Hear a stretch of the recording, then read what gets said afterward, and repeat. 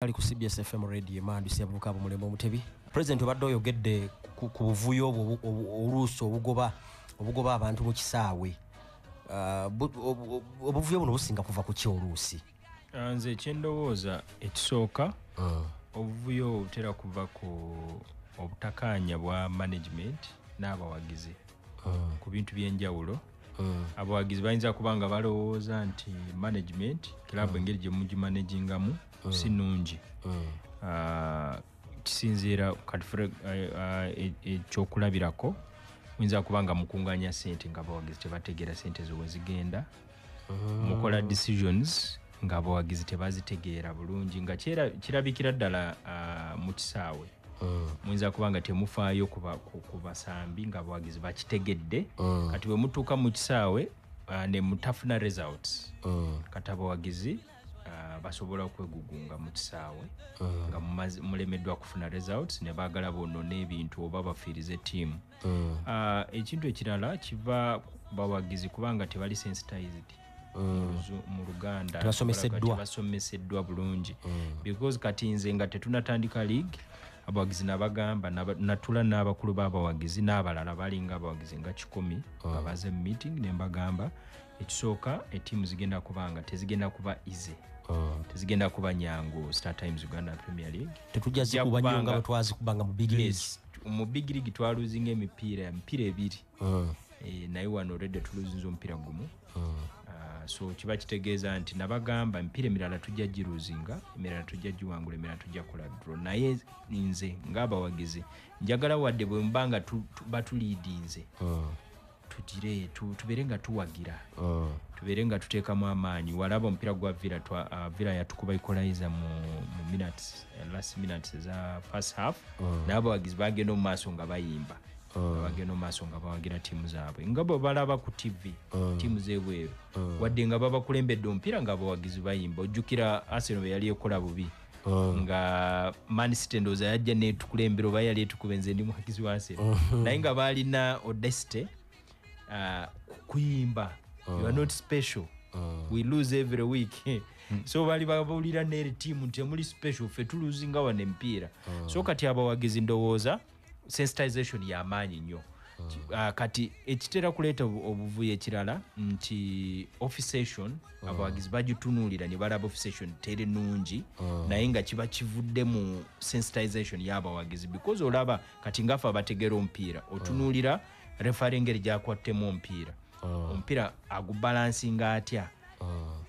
ensobi ezibeerawo zibeera 50-50 zibeera zitya for example mu abawagizi muyinza kulaba nti omusambi akutta omupiira naye ngaomusambi omupiira reale tagukutte nga mwagala penalty naye nga refu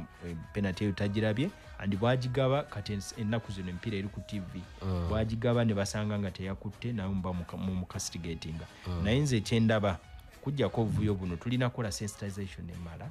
abawagizi kubabuulira nti decision ya referee etera kubeera final naye of course n'aba referees bantu naye kati balina gezaako kulaba nti abawagizi tebadoutinga decision ze bali mu kukola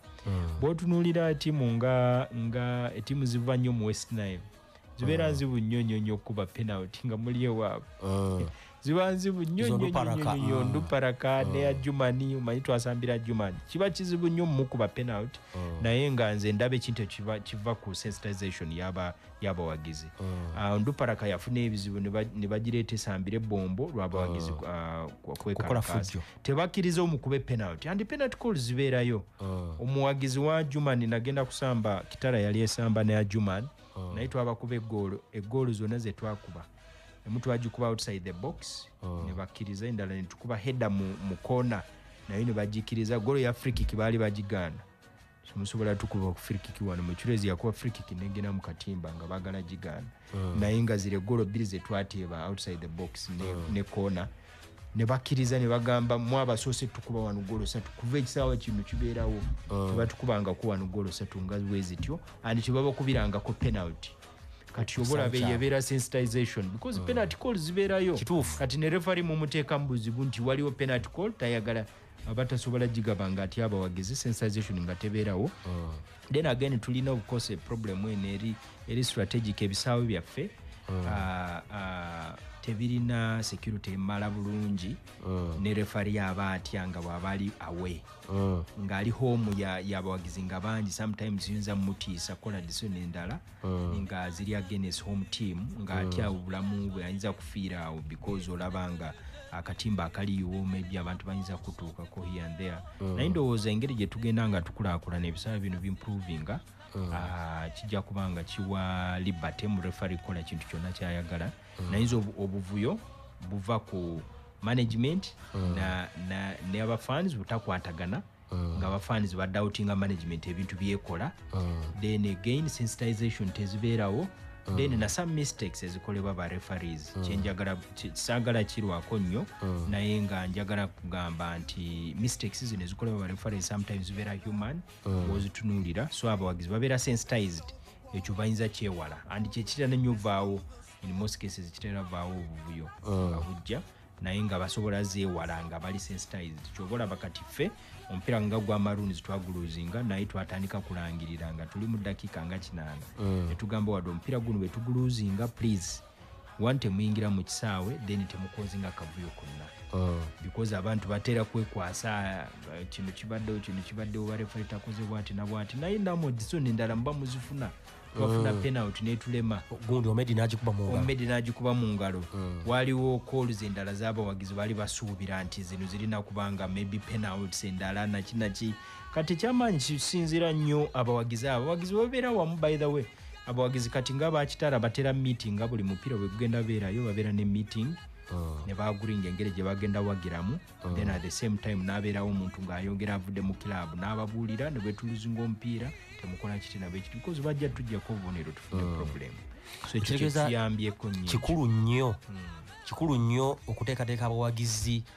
mu ngeri kugamba mu mbeera ng'ebaddewo ey'okuluzinga omupiira yes bategeere nti waliwo result 3 waliwo draw waliwo osobola kufuna amaliri draw basobola kukuba omupiira oba osobola wangula omupiira naye ffenna tujja mu kisaawe tiimu zonna zijjanga zaagala kuwangula zaagala obubonero busatu naye kati ng'omupiira gwaffe ogwo twasamba ne Revenue URA ne tufuna equalizer ehoima tawuni yonna yalinga ejjaganya na equalizer eyo kuba yajja mu dakiika esembayo tawuni yonna yajjaganya ngaazife badde wiini kati abawagizi ne mbagamba olabye twafunye draw naye mwena musanyuse mwena bonna abantu basanyuka tawuni yonna almost ne White House sawa namba nga abantu bacelebrating nga draw ye twafuna awe so ne mbagamba results zino ne loss eyaliwo of course loss tosobola celebrating kituufu losi yetwafuna emasindi ewaka